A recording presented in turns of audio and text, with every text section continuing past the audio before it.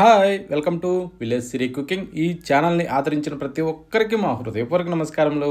ఇవాళ చాలా మంచి రెసిపీతో మీ ముందుకు వచ్చానండి. చాలా అంటే చాలా బాగుంది. ఈ విధంగా ఒక్కసారి చేసి చూడండి. టేస్ట్ మాత్రం సూపర్గా ఉందండి.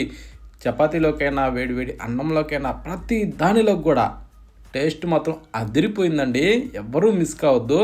ఎలా చేయాలో ఎలా చేశానో, ఎలా చేస్తే ఈజీగా చేయొచ్చో, ఏ విధంగా చేస్తే రుచిగా ఉంటుందో ఒకసారి మన కిచెన్లోకి వెళ్ళి చూద్దాం. ముందుగా ఏంటంటే శనగల్ని నానేసుకోవాలండి. నేనైతే ఎర్ర శనగలు తీసుకున్నాను. ఓకేనా, ఇవి ఈ కర్రీకి భలే రుచి వస్తుందండి. అందుకోసమని ఎర్ర శనగల్ని నేను ముందుగానే నానేసి పెట్టాను. ఓకేనా, ముందుగా నానేసి పెట్టిన వాటిని ఒకటికి రెండు సార్లు శుభ్రంగా కడిగి ఆ తర్వాత ఇప్పుడు మనం ఏం చేద్దామంటే ఒక ప్రెషర్ కుక్కర్ తీసుకొని దాంట్లో వేసుకోవాలండి. ఓకేనా, వీటిని నేను దాదాపు ఒక 3 గంటల సేపు అయితే నానబెట్టాను. అప్పుడేమవుద్దంటే ఇవి మెత్తగా నోట్లో పెట్టుకోగానే కరిగిపోతాయండి. ఇవి ఎంత నానితే మనకి అంత టేస్ట్ వస్తుంది. ఓకేనా, ఆ టైప్ మనం నానబెట్టుకోవాలి. ఇవన్నీ తీసి మనం ప్రెషర్ కుక్కర్లో వేసిన తర్వాత ఇప్పుడు మనం ఏం చేద్దామంటే ఈ రుచికి సరిపడా 1 టేబుల్ స్పూన్ సాల్ట్ వేసుకోవాలండి. సాల్ట్ వేసినాక ఈ పొంగకుండా వచ్చేసి ఆయిల్ 1 టేబుల్ స్పూన్ వేయాలి. ఆ తర్వాత ఇప్పుడు మనం నీళ్లు పోసుకోవాలి. అంటే మనకు విజిల్స్ వచ్చినప్పుడు సరిపోయే విధంగా గ్లాసు లేదా గ్లాసున్నర నీళ్లు పోసుకునేసి విజిల్స్ రావడానికి అనుగుణంగా ఉండే విధంగా మూత పెట్టుకోవాలి. మూత పెట్టిన తర్వాత ఇప్పుడు స్టవ్ ఆన్ చేసి స్టవ్ మీద పెట్టేసి దీన్ని ఇప్పుడు మనం ఒక 3 విజిల్స్ అయితే రానివ్వాలండి. ఖచ్చితంగా 3 విజిల్స్ వస్తే సరిపోద్ది, ఎక్కువ తక్కువ అవసరం లేదు. ఓకేనా, ఇప్పుడు స్టవ్ ఆఫ్ చేసి దాని లోపల ఉన్న గ్యాస్ మొత్తాన్ని తీసేయాలండి. తీసిన తర్వాత మాత్రమే మూత తీసుకోవాలి. ఎప్పుడైనా సరే ప్రెషర్ కుక్కర్తోని ఇది మాత్రం ఖచ్చితంగా చేసుకోవాలండి. గ్యాస్ తీసిన తర్వాతనే అందులోకించి మూత తీయాలి. చూడండి ఎలా ఉడికినాయో ఒక్కసారి చూద్దామా.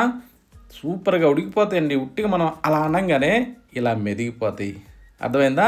అంత సింపుల్గా దీన్ని తయారు చేసుకోవచ్చండి.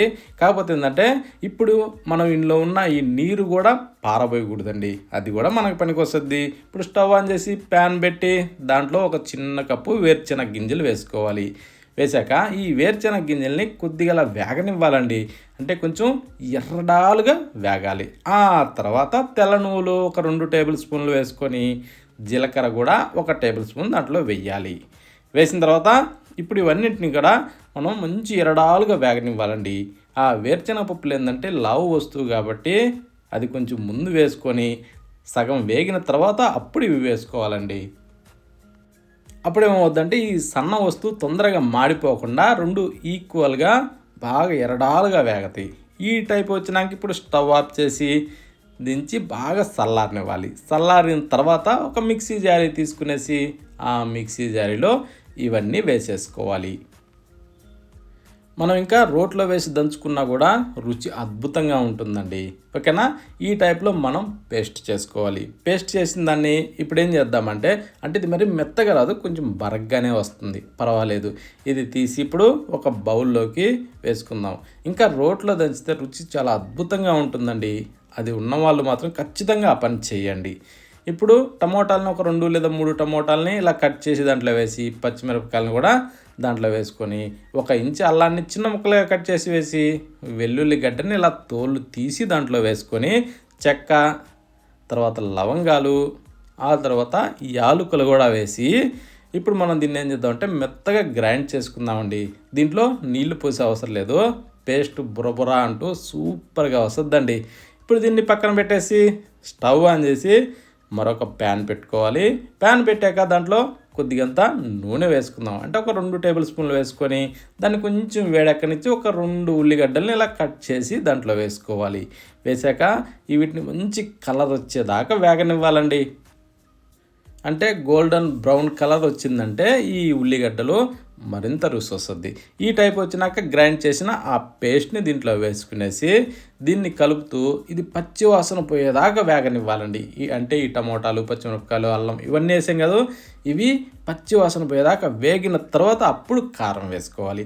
కారం 1.5 స్పూన్ దాకా వేసుకునేసి 1 టేబుల్ స్పూన్ వచ్చేసి ధనియాల పొడి, కొద్దిగా గరం మసాలా, ఆ తర్వాత చిటికెడు పసుపు కూడా వేసుకొని రుచికి సరిపడా సాల్ట్ వేసుకోవాలి. వేసాక ఇలా కలుపుతూ ఇది కూడా కారం వాసన పోయేదాకా, అంటే ఇందులోకించి ఆయిల్ రిలీజ్ అయ్యేదాకా మనం బాగా వేగనివ్వాలండి. ఓకేనా. ఈ టైపు కారం వాసన పోయి ఆయిల్ వచ్చేదాకా వేగిన తర్వాత ఉడకబెట్టిన శనగల్ని దీంట్లో వేసేసుకోవాలి. ఆ శనగలను వేసిన తర్వాత ఇలా కిందకి మీదకి తిరగేసుకుంటూ ఈ శనగలు ఈ ఆయిల్లో బాగా ఫ్రై అవ్వాలి. ఈ కొంచెం బాగా ఫ్రై అయిన తర్వాత ఇప్పుడు మనం చేద్దామంటే ఇందాక గ్రైండ్ చేసి పెట్టిన ఆ పొడి ఏదైతే ఉందో ఆ పొడిని దీంట్లో వేసేసుకుందాం. ఈ పొడి వేసిన తర్వాత తొందరగా పీల్చేస్తుందండి. ఓకేనా. ఇది కూడా ఈ ముక్కలు మొత్తానికి కూడా బాగా పట్టే విధంగా మనం ఇలా కలుపుతూ బాగా పీల్చుకొని ఇవ్వాలి.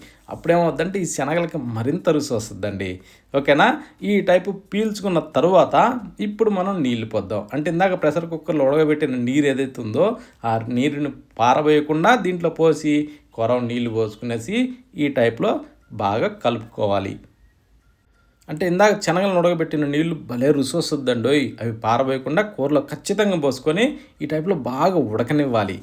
ఇలా ఉడికిన తర్వాత ఇప్పుడు అడుగు పట్టుకోకుండా అలా కలిపేసుకునేసి మీదకించి కొత్తిమీర చల్లుకునేసి కాస్త అలా కలుపుకొని ఒక్కసారి రుచి చూసి ఆ తర్వాత స్టవ్ ఆఫ్ చేసుకోవడమేనండి.